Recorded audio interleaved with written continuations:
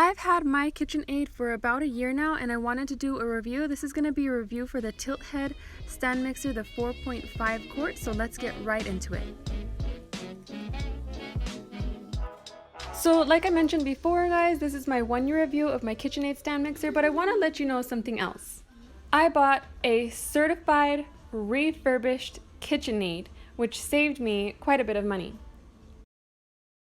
And I ordered it online, so this $300 machine, I got it for $179.99, plus it was a Black Friday sale, so I ended up getting this great deal plus $30 Macy's money, which I spent on this 4-quart cast iron Dutch oven, making it essentially free because it was $33.99 and I think it was free shipping. I like that it still came in its beautiful box and it came with another coupon if I wanted to spend on attachments or anything, which I didn't.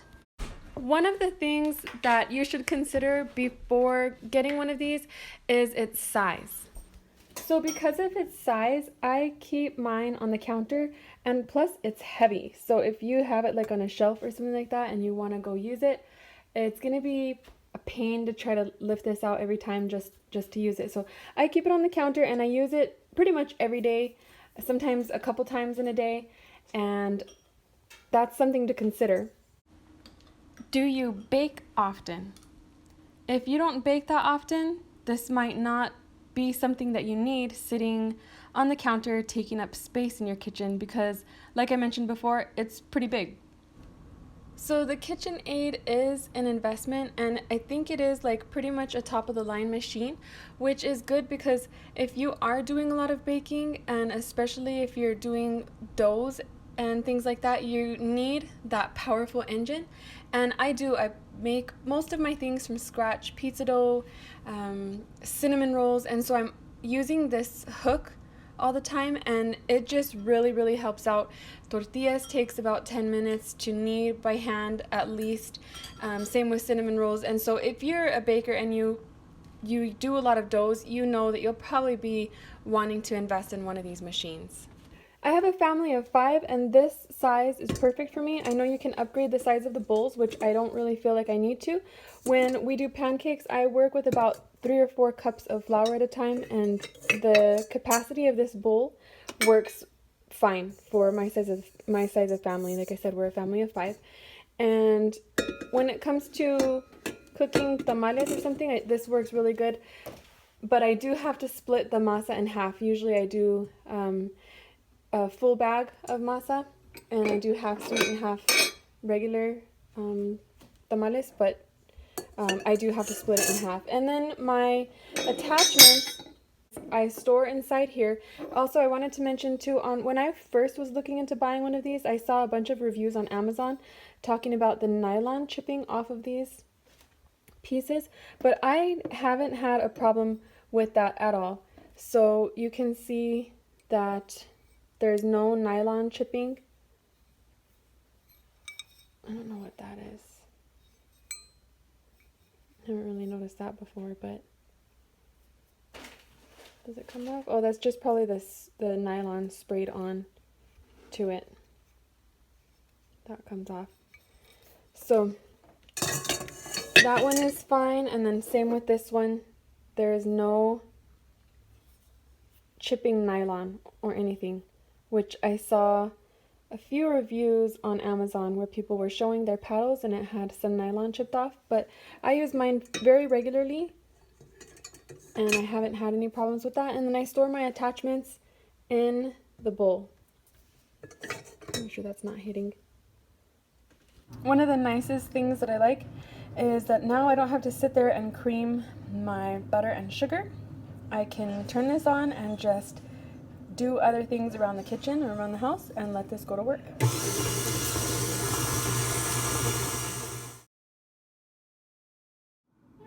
So that was on medium speed. I think I put that to 4 or 6 for like less than a minute, and you can see that it is totally creamed. Before doing that by hand is a pain in the butt. I usually skip that step, especially for banana bread, what I'm making right now.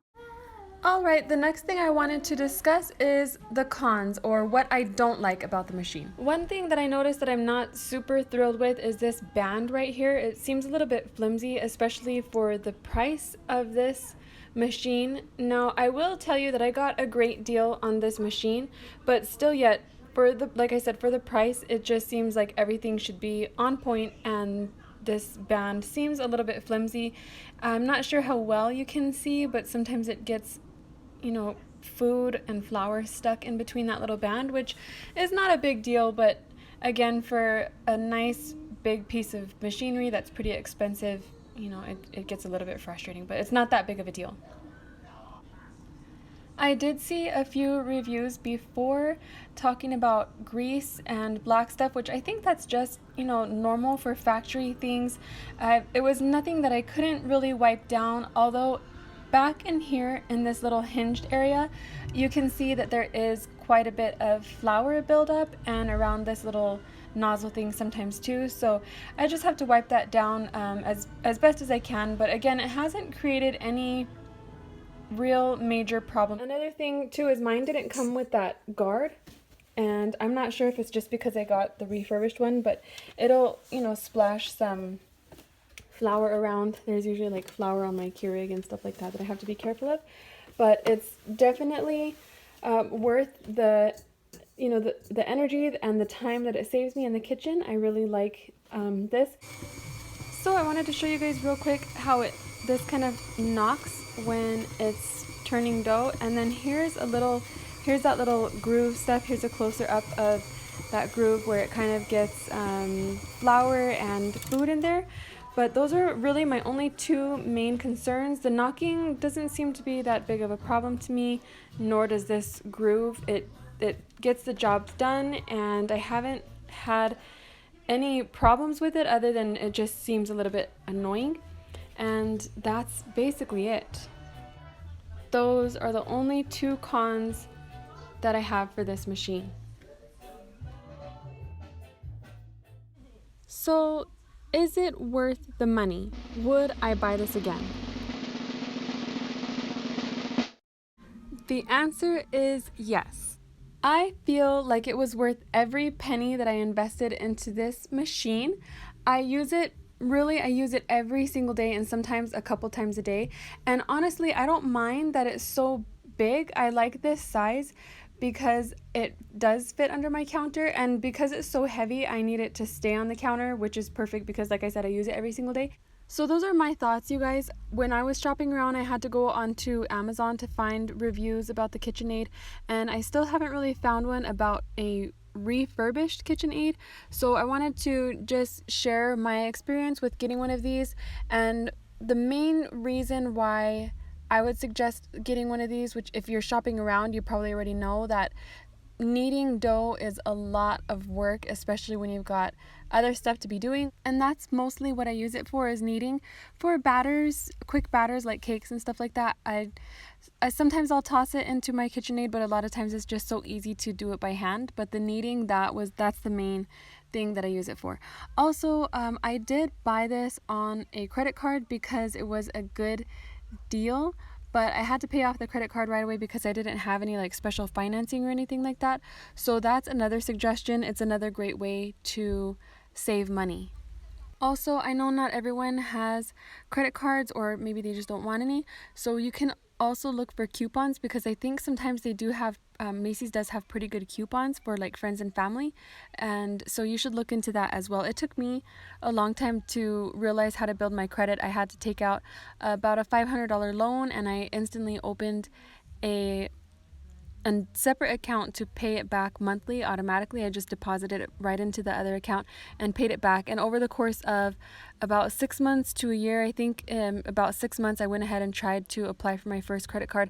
And that's how I got my first credit card. Before that, I was always constantly denied. And it was a mystery to me, like, how can I get a credit card if I have bad credit and I'm getting denied for my first credit card? Anyways, long story short, that's how I ended up getting my credit cards. And I don't shop too many things on my credit cards unless they have like zero financing. But if they don't have 0% financing, then I try to make sure that I have enough on hand to pay off my purchase right away. Okay, I know I kind of went off subject there.